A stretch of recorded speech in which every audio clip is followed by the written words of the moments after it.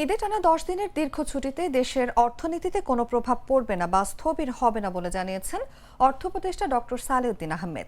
বলেন, স্থবির হওয়ার কোনো সুযোগ নেই। বুধবার সচিবালয় মন্ত্রিপরিষদ বিভাগের সম্মেলন কক্ষে সরকারি কর সংক্রান্ত উপদেষ্টা পরিষদ কমিটির বৈঠক শেষে সাংবাদিকদের এক প্রশ্নের জবাবে একথা বলেন তিনি।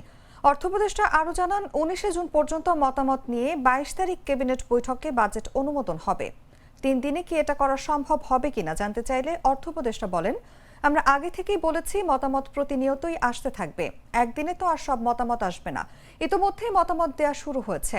এই বাজেটে সাধারণ মানুষের মনে স্বস্তি ফিরবে কিনা সাংবাদিকদের এমন প্রশ্নের উত্তরে অর্থ উপদেষ্টা বলেন, বাজেটে স্বস্তি আছে।